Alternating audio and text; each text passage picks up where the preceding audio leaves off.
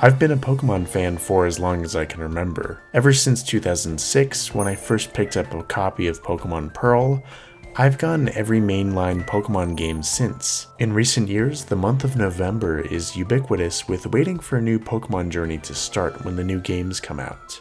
But this year's going to be a little different, because for the first time in my adult life, I am not going to be playing the new games when they come out. Pokemon Brilliant Diamond and Shining Pearl. So let's talk about it. To be clear, I'm not making this video as a last-ditch clickbait kind of thing. I'm not trying to provoke outrage by saying objectively the games are bad or that you're bad for playing them, or even trying to make a protest statement like so many people did with Sword and Shield. I'm not protesting the game's existence over my dislike for them. I'm just not interested in them. And that's a weird feeling for me to admit, especially as someone who has Pokemon artwork and merchandise adorning his walls, as someone who typically looks forward to every mainline game release, and of course as someone who has a Pokemon YouTube channel. It's all very weird for me to grapple with. But I think I've come to some conclusions as to why I'm not that excited for these new games. So today's video is going to just be a little therapy session, a little bit of introspectiveness, and my thoughts on nostalgia and the conclusions that I've come to. First, let's begin with the idea of a Pokemon remake. A Pokemon remake has never really been a remake in the true sense of the word, meaning it's not just some kind of small graphical upgrade. For Pokemon, a remake is a little bit more. A remake spells innovation. It spells new gameplay features, new areas, new characters, new plot lines, and even new game mechanics thrown into the mix. There's a certain expectation that it's going to be a hybrid of the old and the new. A recognition of new features that have come into the series, married with an older generation that is being brought to the spotlight once again. Like how you can visit Johto's National Park and catch all your favorite old bug-type Pokemon before immediately popping over to the Pokeathlon Stadium to play in an inventive new minigame, or how you can catch familiar favorites Latios and Latias, but this time, they're on an exclusive island, and once you interact with them, you even get the experience of flying around Hoenn with them, something totally new and dynamic. That dynamic reinvention was something we got with Heart Gold and Soul Silver, and then Omega Ruby and Alpha Sapphire. And then came the announcement in February of this year. Over the course of 2021, we've gotten small teases of information, both in leaks and official announcements, and by and large, it's been all but confirmed that this is going to be a very faithful remake of Diamond and Pearl. Everything from the graphical style, which is tile-based, to the exclusive emphasis on older features like poffin making and the underground. And as you probably guessed from everything I said earlier, I've always just preferred remakes when they're not just graphical upgrades, but there's something a lot more. Because we've already gotten those older experiences, so to me getting something partially new and different, and seeing all the ways that they're going to blend an older generation with newer mechanics is really exciting for me. Your mileage might vary on that, and I'm not trying to convince you otherwise. This is just my personal feeling about it. So, due to that extreme faithfulness, that lack of remixing, I'm a little distanced from Brilliant Diamond and Shining Pearl. Not because it's a bad thing objectively, but because it's just not what I want in a Pokemon remake to begin with, and it's also not really what I think I'll get the most out of for something that is based off of my very first Pokemon game.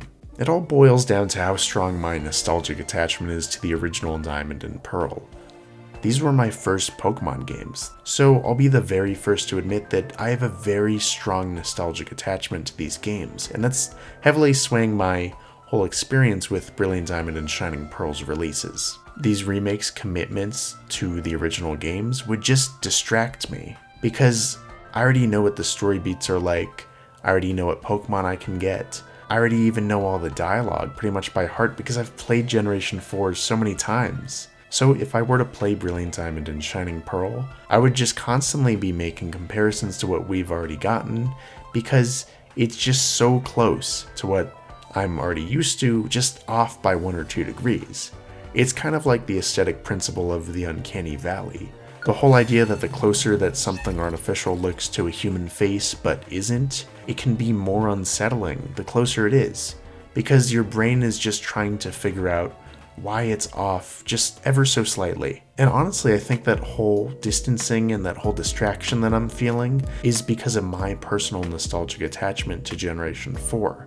I don't think I would feel this way if it was a one-to-one remake of any other generation. Like, I would play just a graphically upscaled version of Black and White, because I don't have that strong emotional attachment to those games the way I do with Diamond and Pearl. Because again, I don't really care about graphics with Pokemon. I'm not disinterested in these games because of their unambitious graphics. It's just that my experience with Generation 4 was so perfect that I don't think anything could come close to it, so I don't really see the point in playing something that just isn't it. Again, this isn't a video to disparage you for playing the new games. This is not a video to even disparage the new games. They look pretty good. They look like they'll be a lot of fun. It's the Diamond and Pearl experience after all. So I'm really excited for everyone who plans on playing these games, including many of my friends who grew up with Diamond and Pearl the same way I did and have the same feelings, but they're willing to embrace these remakes, and I'm super excited to hear all about their journeys. And of course, I'm so excited for Legends Arceus, and I can't wait to cover everything about that game on this channel in just a few months. So thanks for indulging me a little bit on nostalgia, cause that's really the point of this video. It's not anything about Brilliant Diamond and Shining Pearl specifically, it's really just a testament to how strong my nostalgia is when it comes to Pokemon. And it's something that I know I'm not alone in. More so than any other franchise, I see so many people talk about Pokemon in such a strong emotional way.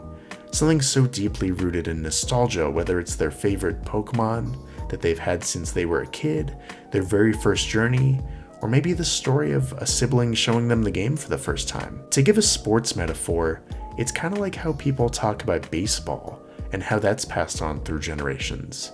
So if you'll let me have one more sports metaphor, I guess you could say that Pokemon Diamond and Pearl is kind of like my field of dreams. I don't know. Anyway, I really hope you have fun playing these games, and again, I really appreciate you indulging me on some ruminations about nostalgia. If you want to talk more about Pokemon with me, join the Tam Valley Discord. Thanks for watching, and I'll see you next time for more content.